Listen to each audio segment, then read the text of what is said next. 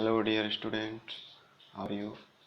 So in this video I will discuss chapter 2 of class 8 which is microorganisms, friends and food. ठीक है, इस chapter में हम लोग पढ़ेंगे कि माइक्रोऑर्गेनिज्म जो छोटे जीव जंतु होते हैं वो किस तरह से हमारे लिए फ्रेंड का काम करते हैं और किस तरह वह हमारे दुश्मन का भी काम करते हैं, यानी हमारे शत्रु भी हैं और हमारे मित्र भी हैं। कैसे हमारे शत्रु हैं, किस प्रकार वो हमारे मित्र हैं, फ्रेंड हैं, फो हैं, वो हम इस चैप्टर में समझेंगे। ठीक है, तो चलिए स्टार्ट करते हैं इस चैप्टर को। तो सबसे पहले माइक्रोब्स या माइक्रो ऑर्गेनिज्म किसको बोलते हैं? तो माइक्रोब्स या माइक्रो ऑर्गेनिज्म उनको बोलते हैं जो आकार में बहुत ही छोटे होते हैं, जिनको नेकेड आइज यानी आंखों से हम लोग देख नहीं सकते हैं। उनको देखने के लिए हमको पार्टिकुलर कोई डिवाइस चाहता है जिससे छोटे छोटे चीज़ों को देखा जा सके। तो कौन सा डिवाइस होता है? माइक्रोस्कोप। ठीक है, माइक्रोस्कोप का नाम ही पड़ा है माइक्रो, यानी छोटे चीज़ों को बड़ा और क्लियर उनका पिक्चर देखा जा सके, उसके लिए बना है ये डिवाइस। तो माइक्रोस्कोप की हेल्प से हम लोग छोटे ऑर्गेनिजम्स को देख पाते हैं। तो माइक्रो ऑर्गेनिजम्स या उनको माइक्रोब्स भी बोलते हैं, ये बहुत ही छोटे जीव जंतु होते हैं और ये हर जगह पाए जाते हैं। चाहे ब्रेड पे आप देखें, ब्रेड स्पॉयल होता है यानी ख़राब होने लगता है तो उस पर फंगस लग जाता है, वो एक तरह का माइक्रोब है। या फिर अ, पानी में काई या हरा हरा लेयर लग जाता है पॉन्ड में, तालाब में आप देखते होंगे। या कहीं कहीं आप देखते होंगे स्लिपरी हो जाता है, ग्रीनिश कलर का, जहाँ पानी ज़्यादा लगता है किसी सरफेस पे, दीवार पे, सीढ़ियों पे। तो ये सारे जो हैं माइक्रोब्स ही हैं जो अलग अलग जगह पर ग्रो करते हैं। तो यानी जो है हर जगह करते हैं, because they are present everywhere. आइए तो फिर से इसको ध्यान से, ये तो हो गया इंट्रोडक्शन पार्ट, आगे समझते हैं एक्टिविटी के माध्यम से। एक्टिविटी 2.1। एक्टिविटी 2.1 में क्या दिया है आपको कि कहीं से गीली मिट्टी लीजिए, कहीं ज़मीन से मिट्टी ले लीजिए और उसमें उसको क्या है पानी में घोल दीजिए। बीकर लीजिए, बीकर एक अपरेटस होता है कांच का बना हुआ, ग्लास जैसा कर सकते हैं। उस पर मेजरिंग मार्क्स बने होते हैं कि कितने ml का है वो। तो उसमें उस मिट्टी को पानी में घोल दीजिए और फिर उस घोल में से क्या होगा, मिट्टी नीचे बैठ जाएगी, सेटल डाउन हो जाएगी और जो लगभग हल्का गंदा पानी रहेगा वो ऊपर ऐसे रहेगा। तो उसमें से कुछ एक या दो ड्रॉप निकाल करके हम लोग अगर माइक्रोस्कोप में ऑब्जर्व करें, देखें, तो हमको बहुत सारे अलग अलग तरह के जीव, माइक्रोब्स, ऑर्गेनिजम्स दिखेंगे, जो कि वैसे तो हमको कुछ नहीं दिखेंगे, बस गंदा पानी लगेगा। लेकिन जब माइक्रोस्कोप में उसको देखेंगे, उस एक ड्रॉप को भी निकाल कर, तो उसमें बहुत सारे unlimited innumerable number of organism we can see. ठीक है, तो यानी ये इतने छोटे होते हैं कि देखकर पता नहीं चल रहा था कि इसमें माइक्रोब भी होंगे या नहीं होंगे। तो ये एक्टिविटी आप करके लैब में, स्कूल में इजीली समझ सकते हैं कि माइक्रोब्स कितने छोटे होते हैं और कैसे हम लोग उनको माइक्रोस्कोप की हेल्प से देख सकते हैं। फिर एक्टिविटी 2.2, इसमें क्या है कि किसी तालाब या पॉन्ड से आप क्या करेंगे, एक दो ड्रॉप पानी ले लीजिए और फिर उसको भी माइक्रोस्कोप में चेक करिए। ठीक है, माइक्रोस्कोप पे डायरेक्ट वो ड्रॉप नहीं गिराना है, उसके लिए स्लाइड आता है। तो आप प्रैक्टिकल लैब में जाएंगे तो आपको सारे इंस्ट्रक्शंस दिए जाएंगे कि किस तरह से माइक्रोस्कोप में किसी भी चीज़ को या किसी माइक्रोब को ऑब्जर्व करना है, किस पे माउंट करना है, वो सारी चीज़ें आपको बताई जाएंगी, तभी आप ये सही तरीके से कर पाएंगे। अब अगर ये सब आप एक्टिविटी करेंगे तो आप पाएंगे क्या कि जो सॉयल था, जिसको पानी में मिक्स किया गया था, उसमें बहुत सारे माइक्रोब्स पाए जाते हैं। और वो कैसे पता चला? जब उसके सोल्यूशन को बनाकर उसमें से एक ड्रॉप पानी लेकर के माइक्रोस्कोप के अंदर देखा गया, तो ऐसे तो हम लोग को कुछ नहीं दिखाई देता है। तो ये माइक्रोजर्म बहुत ही छोटे होते हैं, they are extremely small in size that they can't be seen with naked eyes या अनएडेड आइज। अनएडेड आइज का मतलब होता है कि हमारा नॉर्मल जो आँख है उससे देखना, उसमें न कोई हाई पावर का चश्मा लगा हो या नॉर्मल चश्मे अगर किसी को लगे वो भी चलेगा, क्योंकि वो चश्मा जो लगता है केवल आपको आपका आई साइट को सही करने के लिए होता है। उसके अलावा कोई और डिवाइस ना लगा रहे, जैसे कि आप माइक्रोस्कोप या किसी और हाई पावर के डिवाइस का यूज नहीं कर रहे हैं अगर किसी चीज़ को देखने के लिए, तो उसको अनएडेड आइज बोला जाता है। तो ऐसी आंखों से माइक्रोब को नहीं देखा जा सकता है, यानी चश्मा लगा हुआ या नॉर्मल आई साइट जो है। तो हाई पावर का यूज किया जा रहा है, इसका अर्थ ये है कि माइक्रोब्स बहुत ही ज़्यादा छोटे होते हैं। कुछ तो मैग्नीफाइंग ग्लास से देखे जा सकते हैं, जैसे ब्रेड पे फफूंदी या फंगस लगा रहता है तो उसको हम लोग इजीली ऑब्जर्व तो कर सकते हैं जब वो ब्रेड खराब होने लगता है, लेकिन अब उसको मैग्नीफाइंग ग्लास से देखेंगे तो उसके छोटे पार्ट्स दिख सकते हैं। लेकिन और जो माइक्रोब्स होते हैं और बहुत ज़्यादा छोटे होते हैं तो उनको हम लोग मैग्नीफाइंग ग्लास से नहीं देख पाएंगे। फिर उसके लिए हमको क्या चाहिए, माइक्रोस्कोप चाहिए, जिसमें एक्सट्रीमली स्मॉल पार्टिकल्स को या ऑर्गेनिजम्स को देख पाएंगे हम लोग। ठीक है, तो इसीलिए इनको माइक्रो ऑर्गेनिज्म बोला जाता है, यानी बहुत ही छोटे माइक्रो साइज के। अब माइक्रो ऑर्गेनिजम्स में क्या क्या ऑर्गेनिज्म को रखा गया है इस कैटेगरी में, तो वो है bacteria, fungi, protozoa and some algae, सभी एल्गी नहीं, ठीक है, क्योंकि कुछ एल्गी बहुत ही बड़े साइज के होते हैं, आकार में होते हैं। तो यहाँ बात उन एल्गीज का हो रहा है जो छोटे हैं। तो ये 4 कैटेगरी है। एक ओवरऑल तो 5 कैटेगरी होती है, bacteria, fungus, protozoa, algae, some algae and virus. ये 5 माइक्रो ऑर्गेनिज्म के ऑप्शन मतलब टाइप्स हैं। ठीक, अब हम लोग एक जो थोड़ा सा यूनिक कैटेगरी है माइक्रो ऑर्गेनिजम्स का, वो है वायरस। ये यूनिक क्यों है इसके बारे में हम लोग समझते हैं।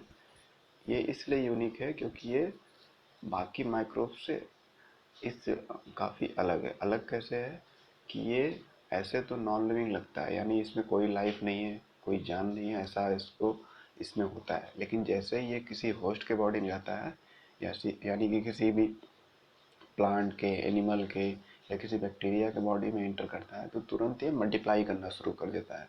मल्टीप्लाई करना यानी अपनी संख्या को बढ़ाने लगता है। और जब बढ़ाने लगता है तो उस होस्ट से, यानी जिसके बॉडी में इंटर किया, उसके न्यूट्रिशन और बाकी चीज़ों को लेने लगता है और इस तरह से उसके बॉडी को अफेक्ट करने लगता है, तो बीमारियां फैलने लगती हैं। तो इस तरह का नेचर होता है वायरस का।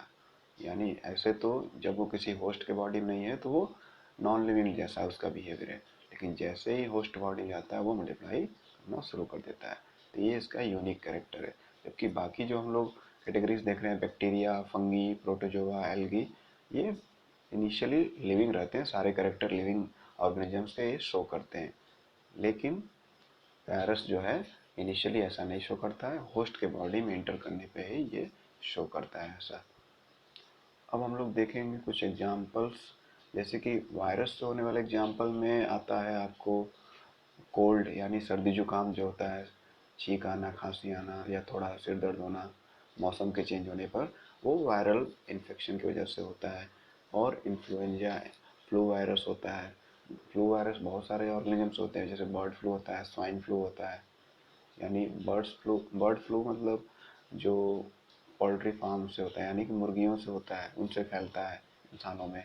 और स्वाइन फ्लू यानी सुअर जो होते हैं, एनिमल स्वाइन, उनसे होता है।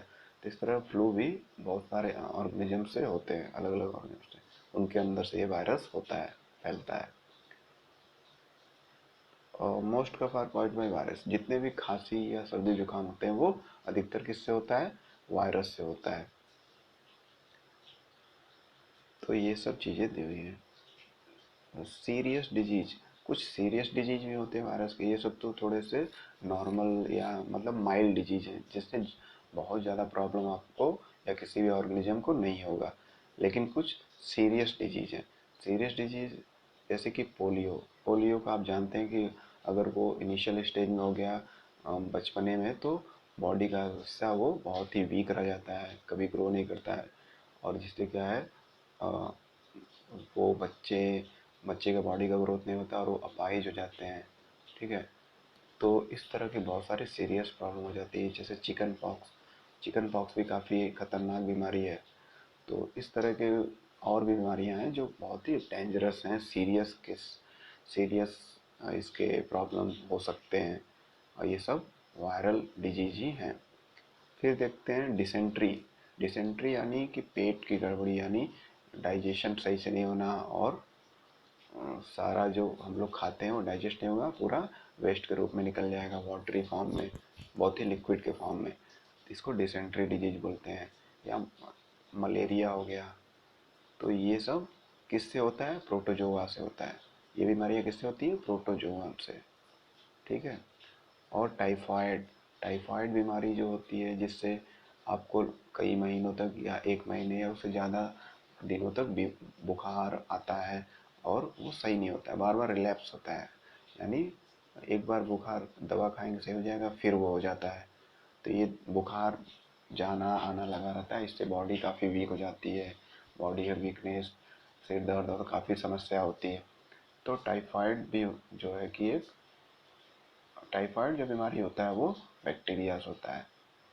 और उसके बाद ट्यूबरकुलोसिस, टीबी बीमारी आप लोग जानते होंगे, लंग डिजीज है, जिससे लंग्स में, हमारे फेफड़ों में ये बैक्टीरिया जो है ग्रो करने लगता है, एक बैक्टीरिया जो होता है, और उसकी वजह से काफ़ी कफ बन जाता है, हमारा लंग्स को ख़राब कर देता है, लोगों की मौत भी हो जाती थी टीबी से। आजकल तो टीबी का इलाज हो गया है, तो काफ़ी लोग सरवाइव कर पाते हैं, बच जाते हैं। तो ये ट्यूबरकुलोसिस बैक्टीरियल डिजीज है, जिस तरह की ये टाइफाइड था। तो ऐसे ही बहुत सारे बैक्टीरियल डिजीज भी हैं। तो हम लोग देख रहे हैं कि अलग अलग माइक्रोब से बहुत सारी बीमारियां होती हैं, यानी माइक्रोब काफ़ी हार्मफुल हैं, हमको इनसे बच के रहना चाहिए। अब कुछ के बारे में आप लोग क्लास 6 या 7 में पहले ही पढ़ चुके होंगे, माइक्रो ऑर्गेनिजम्स के बारे में थोड़ा इंट्रोडक्शन। तो उसको थोड़ा सा रिकैप कर लेते हैं इस डायग्राम वाले पेज में, जिसमें बहुत सारे पिक्चर्स दिए हुए हैं। जैसे ये है बैक्टीरिया का डायग्राम, माइक्रोस्कोपिक डायग्राम।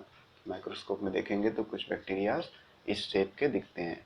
इनको हम लोग क्या बोलते हैं? एक मिनट, टिक कर देता हूँ। इनको हम लोग रॉड शेप बोलते हैं। इनका आकार कुछ इस तरह का होता है, रॉड के आकार के छोटे छोटे होते हैं, तो उनको रॉड शेप बैक्टीरिया या बैसिलस बोलते हैं। ठीक है, जैसा आकार रहेगा बैक्टीरिया का वैसा उनका नाम रखा जाता है। रॉड शेप है तो बैसिलस बोलेंगे, बैसिलस। ठीक। और क्या है यहाँ पर? ये एल्गी है, क्लेमाइडोमोनास, ये स्पाइरोगाइरा, ये सभी जो है पॉन्ड्स में या ओपन वाटर, जहाँ भी पानी नदियों में है, उसमें हल्का हरा सा लेयर बना रहता है, उसमें ये सब पाए जाते हैं। अमीबा हो गया, माइक्रोस्कोपिक ऑर्गेनिज्म, पैरामीशियम हो गया।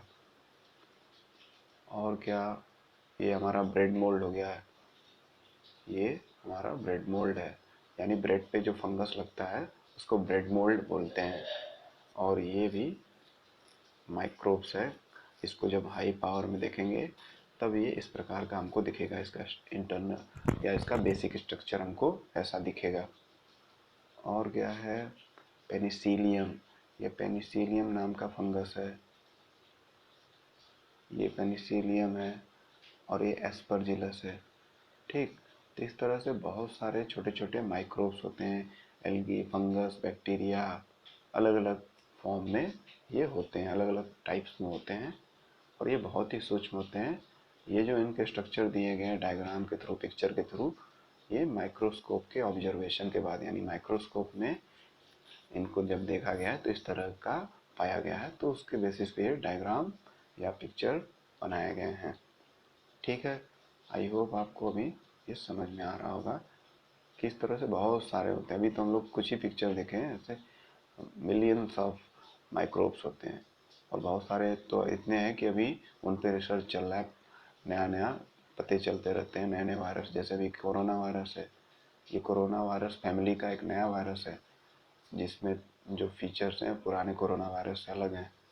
इस तरह से ये जो नेचर हमारा है ये बहुत ही एक तरह से यूनिक है। इसमें सारे राज जो हैं, मिस्ट्री हैं, वो दिन ब दिन खुलते रहते हैं, और उससे हम लोग इंसान एक्सपोज होते रहते हैं।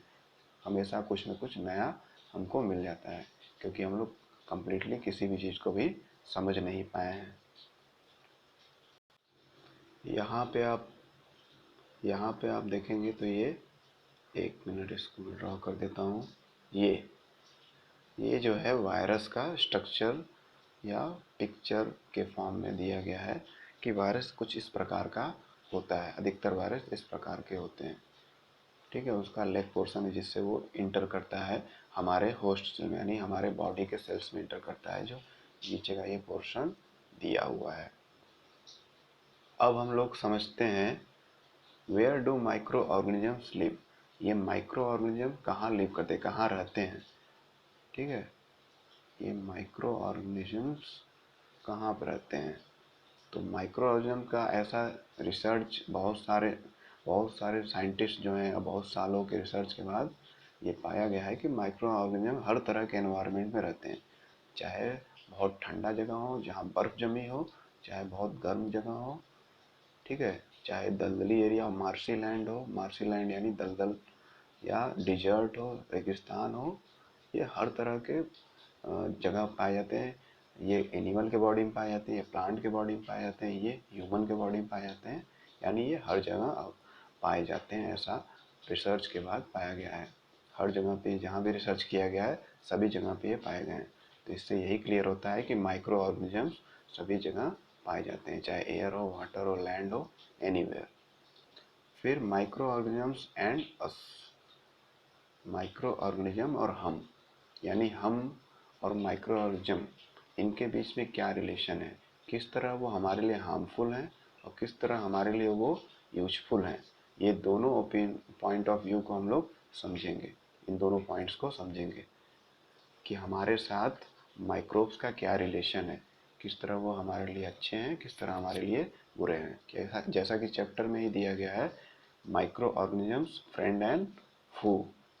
हाँ, तो फू मतलब हमारे लिए किस तरह हानिकारक, हमारे शत्रु, हमारे दुश्मन कैसे बन जाते हैं, और फ्रेंड मतलब किस तरह हमारे लिए यूजफुल हैं। तो सबसे पहले हम लोग देखते हैं इसके फ्रेंड नेचर को। किस नेचर को देखते हैं, फ्रेंड नेचर को। एक मिनट।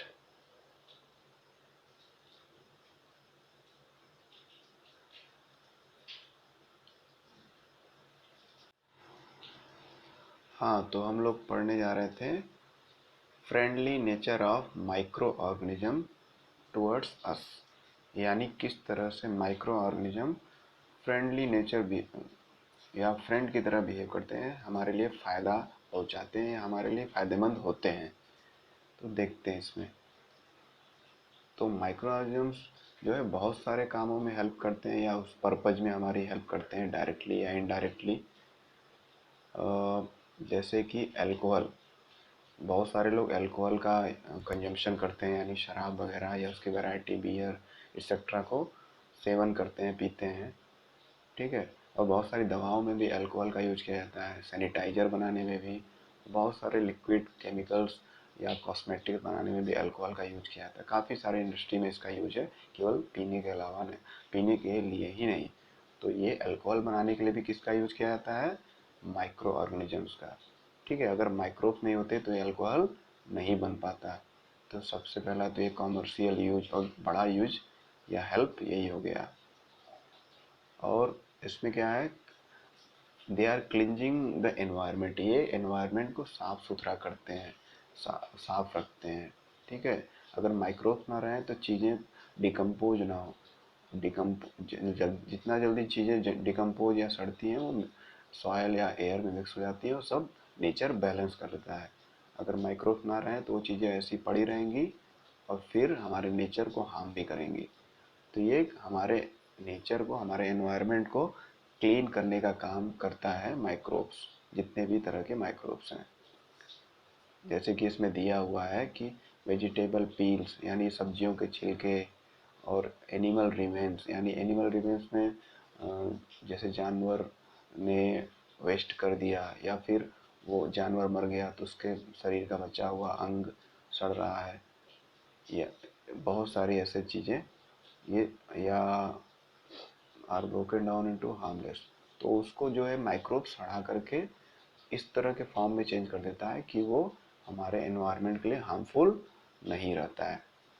अगर वो माइक्रोब्स उस पर रिएक्शन ना करें, उसको उस फॉर्म में, उसको छोटे छोटे टुकड़ों में ना तोड़ दें उन चीज़ों को, तो वो फिर हमारे एनवायरनमेंट के लिए हार्मफुल फॉर्म में रहेंगे और वो अल्टीमेटली अफेक्ट करेगा हमारे हेल्थ को। ठीक है, तो फिर bacteria also use in the preparation of medicine. दवाओं को बनाने के लिए भी बैक्टीरिया का यूज किया जाता है। और एग्रीकल्चरल फील्ड में सॉइल फर्टिलिटी, जैसा कि चैप्टर 1 में आप लोग पढ़े थे, राइजोबियम बैक्टीरिया। राइजोबियम बैक्टीरिया या अदर कुछ बैक्टीरियाज होते हैं जो सॉइल में नाइट्रोजन को फिक्स करते हैं, नाइट्रोजन फिक्सेशन करते हैं। ठीक है, और सॉइल में नाइट्रोजन का ज़रूरत बहुत ज़्यादा होता है प्लांट के प्रॉपर ग्रोथ के लिए। तो अगर सॉइल में नाइट्रोजन फिक्स करना है तो बैक्टीरिया का, कुछ बैक्टीरिया का होना सॉइल में ज़रूरी है। ठीक, तो सॉइल की फर्टिलिटी को भी बढ़ाने के लिए बैक्टीरिया का यूज होता है। तो इस तरह देख रहे हैं हम लोग बहुत सारे बैक्टीरिया के यूजफुल काम है या बेनिफिशियल वर्क्स हैं। ऐसे ही एक बहुत ही अच्छा सा केस है making of the curd and bread, यानी दूध से दही बनाना। ये भी बैक्टीरिया के हेल्प से होता है। अब बैक्टीरिया जो होता है उसमें बैक्टीरिया तो हर जगह मौजूद होता है, और दूध जो है मिल्क, उसमें बहुत सारे तरह के बैक्टीरिया पाए जाते हैं। लेकिन एक पार्टिकुलर टाइप का जो बैक्टीरिया है लैक्टोबैसिलस, लैक्टोबैसिलस, दूध में लैक्टोज नाम का शुगर होता है, कार्बोहाइड्रेट। ठीक, तो उस लैक्टोज को ये बैक्टीरिया लैक्टोबैसिलस लैक्टिक एसिड में कन्वर्ट कर देता है, यानी लैक्टोज शुगर को लैक्टिक एसिड में कन्वर्ट कर देता है, और फिर वो एसिड बनते ही दूध का टेस्ट खट्टा हो जाता है। ठीक है, क्योंकि एसिड जो होता है सोर इन टेस्ट होता है, स्वाद में खट्टा होता है। यह आप क्लास 7th में पढ़े होंगे। तो ये भी लैक्टिक एसिड जैसे दूध में बनता है, यानी मिल्क कन्वर्ट हो जाता है कर्ड में, तो सोर टेस्ट आ जाता है। और वो क्यों आता है? क्योंकि उसमें लैक्टिक एसिड बनता है with the help of which bacteria, lactobacillus. तो यहाँ पे एक बैक्टीरिया हम लोग देख रहे हैं जो बहुत ज़्यादा यूजफुल है। ऐसे नाइट्रोजन फिक्सेशन के लिए बैक्टीरिया यूजफुल था। तो इस तरह से बहुत सारे काम में ये बैक्टीरियाज हेल्प करते हैं, या अदर माइक्रोब्स भी हेल्प करते हैं। जैसे कि ये जो बैक्टीरिया है, इसको एक पार्टिकुलर टेम्परेचर, लैक्टोबैसिलस का बात हम लोग कर रहे हैं, कि मिल्क को कर्ड में कन्वर्ट करने के लिए क्या करते हैं कि मिल्क लेते हैं और उसमें थोड़ा सा मिल्क को थोड़ा सा गर्म कर देते हैं, हल्का हल्का सा, और उसके बाद उस हल्के गर्म दूध में क्या करते हैं, थोड़ा सा हम लोग पहले का दही का थोड़ा सा पोर्शन, आधा चम्मच या थोड़ा सा उसमें डाल देते हैं, कि उतना गर्म टेम्परेचर पे उसको क्लोज करके रख देते हैं कंटेनर को। तो जैसे ही दही डालते हैं उसके बैक्टीरिया मल्टीप्लाई करने लगते हैं, यानी अपना संख्या बढ़ाने लगते हैं। और जितना तेज़ी से वो बैक्टीरिया अपना संख्या बढ़ाएंगे, उतनी तेज़ी से वो सारे दूध में या मिल्क में फैल जाएंगे जिसमें हम लोगों ने उनको डाला है। और उसके बाद कुछ घंटों बाद वो मिल्क अल्टीमेटली सॉलिड फॉर्म में कन्वर्ट हो जाएगा, सेमी सॉलिड फॉर्म में, जो कि कर्ड बन जाता है। क्योंकि उस समय तक वो लैक्टोबैसिलस बैक्टीरिया सारी जगह फैल जाते हैं और सारे शुगर को किस में कन्वर्ट कर देते हैं, लैक्टिक एसिड में। इसी तरह अचार हो गया, पिकल्स या चीज, और भी चीज़ें जो हैं इसी तरह माइक्रोब्स की हेल्प से बनाई जाती हैं। जैसे अभी देखते हैं सूजी, इडली या भटूरा, इन सब चीज़ों में को बनाने के लिए भी इनके बैटर में, यानी इनके पेस्ट में, जैसे इनको बनाने के पहले एक एक या 2 दिन पहले इनका पेस्ट बनाया जाता है, भटूरा या इडली या डोसा, इस तरह की चीज़ों के। तो उस पेस्ट में दही का यूज किया जाता है और अदर ईस्ट वगैरह या कुछ और चीज़ों का यूज किया जाता है, जिससे ये सॉफ्ट रहें और फ्रोथी रहें, मतलब काफ़ी सॉफ्ट रहें। ठीक, तो उसके लिए इनका बैटर 1-2 दिन पहले बनाया जाता है और उसको ढक के रखा जाता है ताकि उसमें बैक्टीरिया इजीली ग्रो करे। तो इस तरह से बैक्टीरिया ये सब चीज़ों को बनाने के लिए, फूड आइटम बनाने के लिए बहुत ज़्यादा यूजफुल है। Bacteria and yeast are also helpful in formation rice, idli and dosa batter. वही जो चीज़ मैंने अभी बताई है कि बैक्टीरिया या ईस्ट जो हो गया, वो क्या करता है, इडली डोसा जो बनता है उसका बैटर पेस्ट बनाने के लिए यूज किया जाता है, उसमें उनको डाला जाता है, जो एक 24 आवर्स या कुछ घंटे तक रख दिया जाता है, 10-12 घंटे, तो वो बैटर में ग्रो करते हैं उस पेस्ट को और फुला देते हैं, जिससे वो और सॉफ्ट हो जाता है। उनसे बना हुआ जो फूड प्रोडक्ट रहता है वो भी और सॉफ्ट हो जाता है। जैसा कि आप इडली खाते हैं तो महसूस करते होंगे, या ब्रेड जो बनता है वो भी इसी प्रकार से होता है। अब देखते हैं हम लोग इस पोर्शन को। तो अब हम लोग एक्टिविटी 2.3 देखते हैं, जिसमें समझाया गया है किस तरह से ब्रेड या इडली का पेस्ट तैयार किया जाता है, किस तरह वो सॉफ्ट हो जाता है। तो एक छोटा सिंपल सा एक्सपेरिमेंट दिया है, आप घर पे भी कर सकते हैं और ट्राई कर सकते हैं कि पेरेंट्स के साथ करें, ताकि ये सब खाने की चीज़ें वेस्ट ना हो, उसका कुछ फूड आइटम बन जाए। जैसे कि हाफ केजी आटा ले लीजिए, आधा किलो के आसपास आटा या मैदा, और उसमें थोड़ा सा शुगर डाल दीजिए यानी चीनी, और उसको गर्म पानी में मिक्स कर दीजिए अच्छे से, और मिक्स करके उसमें ईस्ट पाउडर डाल दीजिए। मार्केट में ईस्ट पाउडर आता है, तो ईस्ट पाउडर सफिशिएंट अमाउंट में डालिए, बहुत ज़्यादा नहीं, क्योंकि बहुत ज़्यादा डालेंगे तो प्रॉब्लम हो जाएगा। तो एक सफिशिएंट अमाउंट जितना है, जितना आटा आप लिए हैं उसके अकॉर्डिंग उसमें डाल दीजिए, उसको गूँथ लीजिए अच्छे से, और फिर उस पेस्ट को रख दीजिए। फिर 2-3-4 घंटे बाद उसको, उस गूँथे हुए आटे को देखिए, उसको ढक करके रख दीजिए, हल्का सा किसी पतले कपड़े से ढक कर रख दीजिए। तो 2-3 घंटे बाद या 4 घंटे बाद आप देखेंगे तो वो पेस्ट जो है फूल जाएगा। जो गूँथा हुआ आटा है वो नॉर्मल से कई गुना ऊपर तक आ जाता है फूल कर। ऐसा क्यों होता है कि उसके अंदर जो हम लोग ईस्ट पाउडर डालें या ईस्ट डाले हैं, वो ईस्ट क्या करता है, बहुत तेज़ी से ग्रो करता है, और जब ग्रो करता है यानी अपनी संख्या बढ़ाता है, रिप्रोड्यूस करता है, तो बहुत सारा CO2 गैस निकालता है। और वो जो गैस बनता है वो अपने आप को गैस बाहर निकालना चाहता है, और वो रास्ता ढूंढते हुए अंदर अंदर ऊपर की तरफ आना चाहता है गैस, जिसकी वजह से वो सारा जो डफ है, जो गूथा हुआ आटा है, वो फूल जाता है।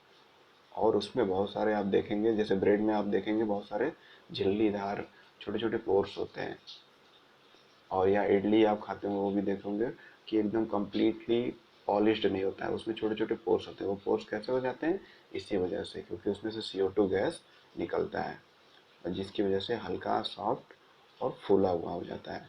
यानी थोड़े से आटे से हम लोग ढेर सारा डफ बना सकते हैं, और उससे बहुत सारा ब्रेड और इडली बना सकते हैं। या केक वगैरह बनाने में भी यही प्रोसेस यूज किया जाता है। तो इस तरह से देख रहे हैं हम लोग कि बहुत सारा कॉमन यूज है फूड इंडस्ट्री में इन माइक्रोब्स का। तो इसमें माइक्रोब को फ्रेंड्स इसीलिए बोला गया है। आइए कुछ और पॉइंट्स देखते हैं। यहाँ पर दिया है कॉमर्शियल यूज ऑफ माइक्रोब्स, यानी माइक्रो ऑर्गेनिज्म का कॉमर्शियल यूज। एक बड़े पर्पज पे, बहुत बड़े पर्पज पे क्या क्या यूज हो सकता है।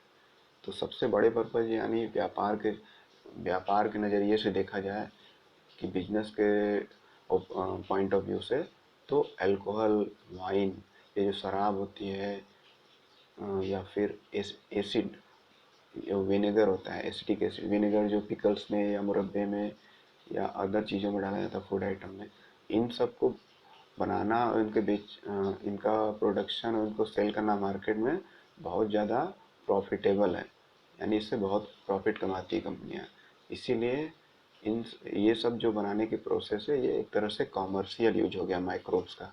यानी ये बहुत सारी इंडस्ट्री इस काम में लगी हुई हैं कि रेगुलर अल्कोहल, वाइन बनाना, या फिर एसिटिक एसिड बनाना। तो इसके लिए किसका यूज किया जाता है, ईस्ट का यूज किया जाता है अल्कोहल बनाने के लिए, हम लोग अभी पहले ही पढ़े थे।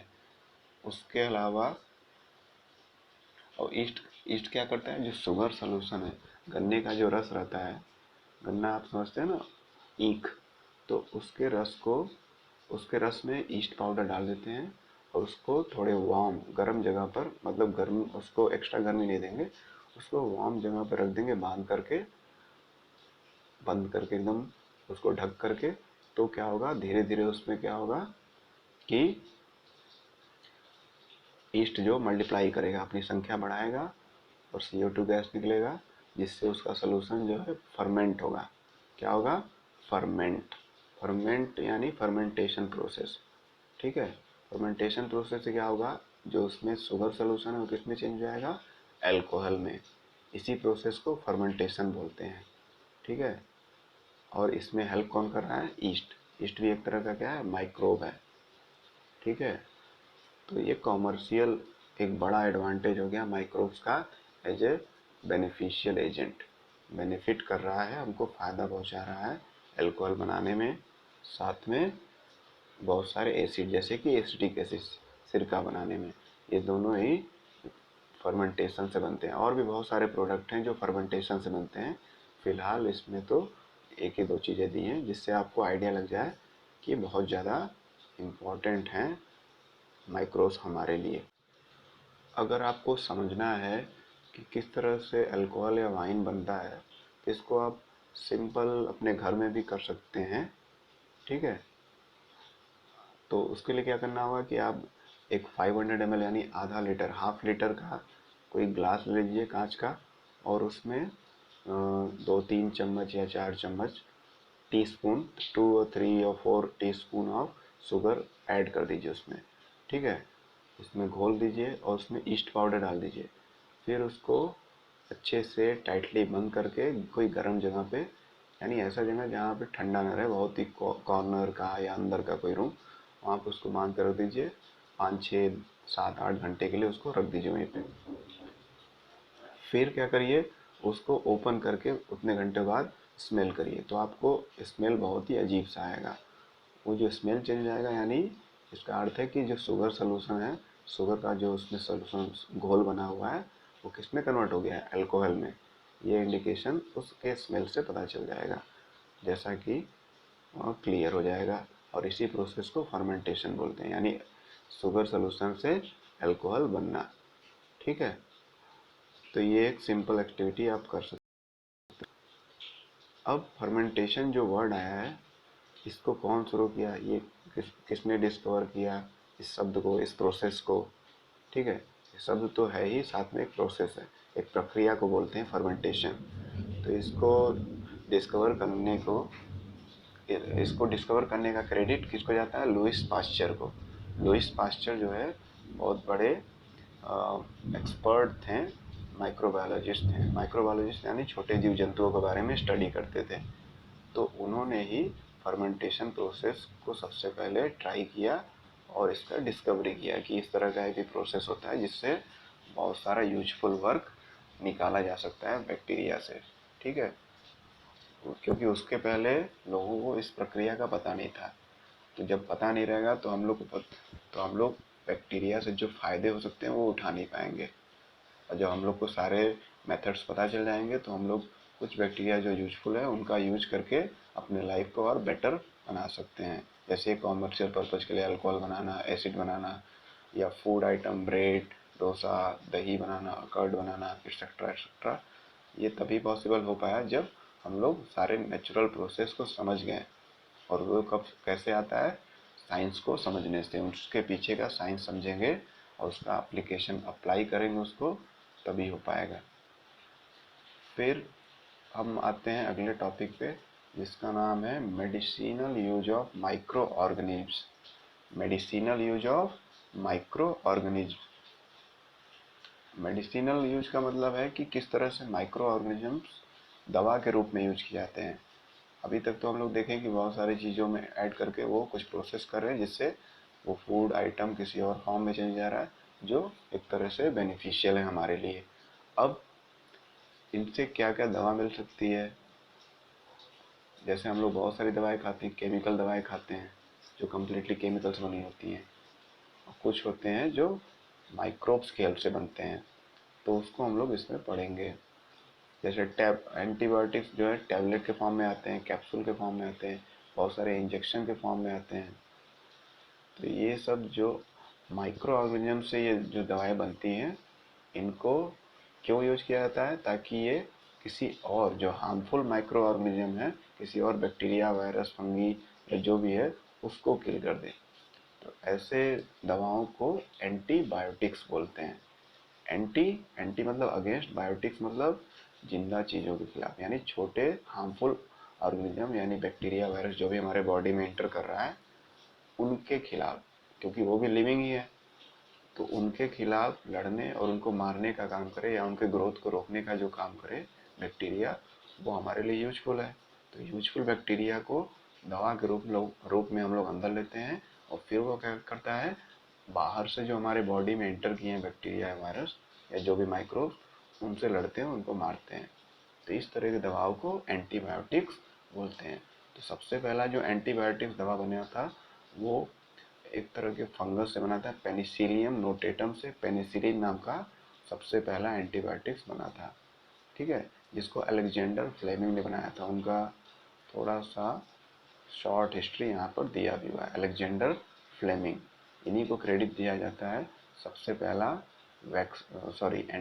एंटीबायोटिक्स दवा बनाने का, जिसका नाम था पेनिसिलिन।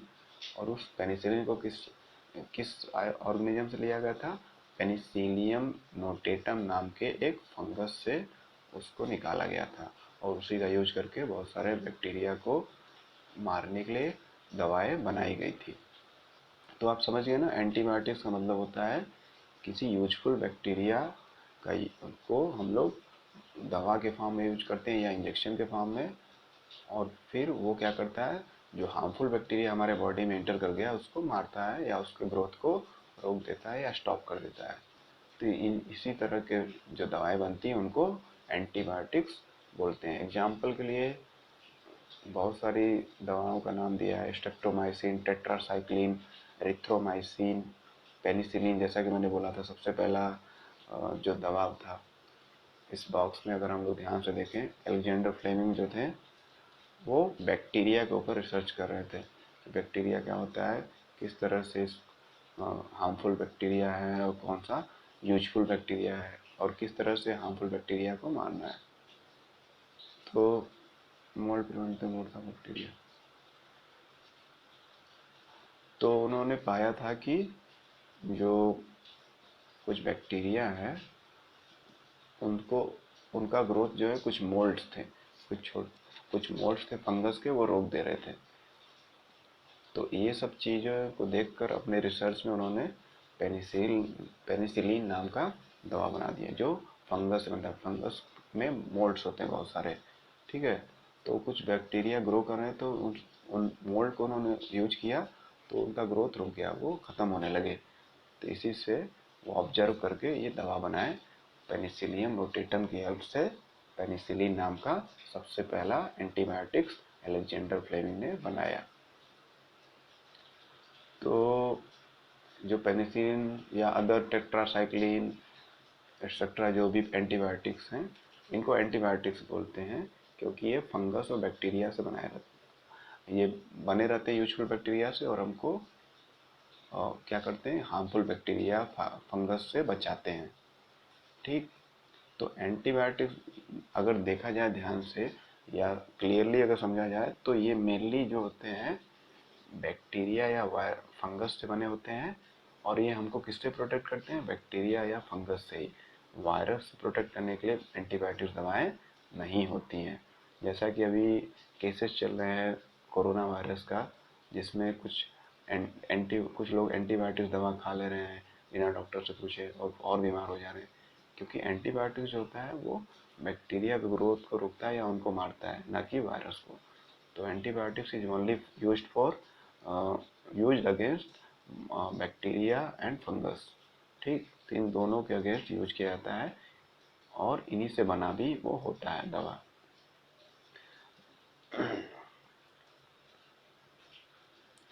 तो अलग अलग तरह के एंटीबायोटिक्स होते हैं, जो विभिन्न तरह के अलग प्रकार के बीमारियों से बचाते हैं, जो माइक्रोब से होते हैं। केवल माइक्रो ऑर्गेनिज्म से होने वाले डिजीज से ही ये हमारा क्योर करते हैं। ये नहीं कि और भी जो डिजीज है उनसे हमारा क्योर करेंगे, ऐसा नहीं है। अगर माइक्रोब से कोई बीमारी हमारे बॉडी में हो रही है, तभी ये दवाएं काम करेंगी, अदरवाइज नहीं। और कौन से माइक्रोब, फंगी या bacteria. Antibiotics are even mixed with livestock poultry to check microbial infection.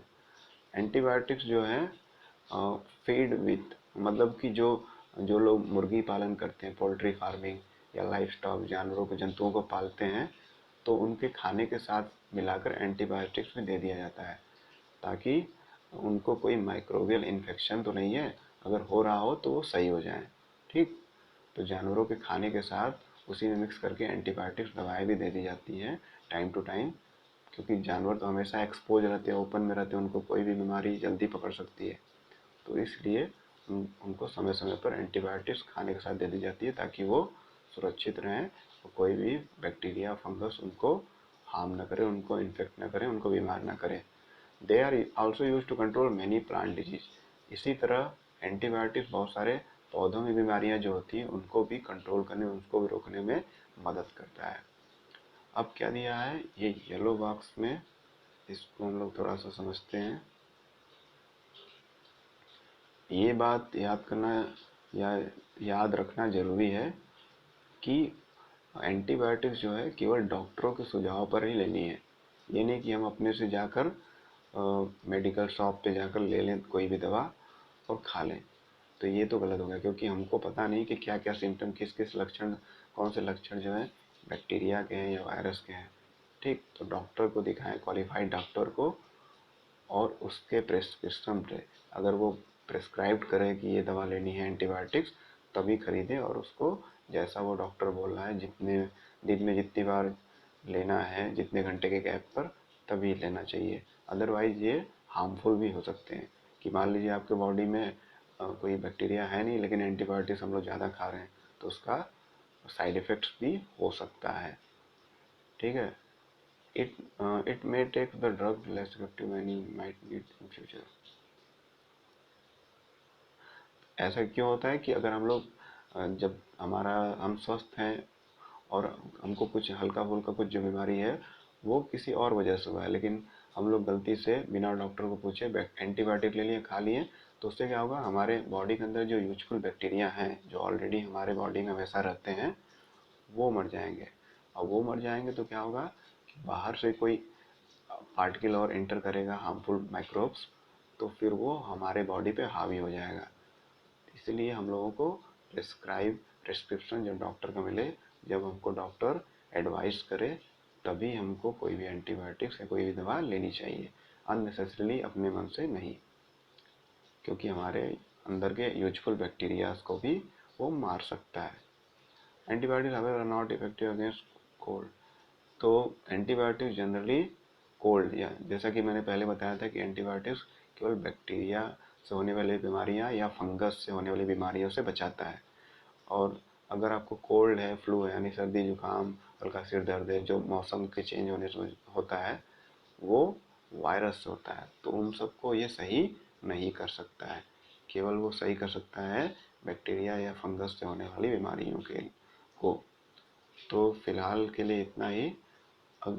और अगले क्लास में हम लोग या अगले वीडियो हम लोग वैक्सीन के बारे में और उसके आगे के बारे में टॉपिक्स पढ़ेंगे। आई होप आप लोगों को ये सारे टॉपिक्स समझ में आ गए होंगे। अगर आपको कोई दिक्कत या प्रॉब्लम हो तो आप मुझे ग्रुप में पूछ सकते हैं। Okay, bye bye.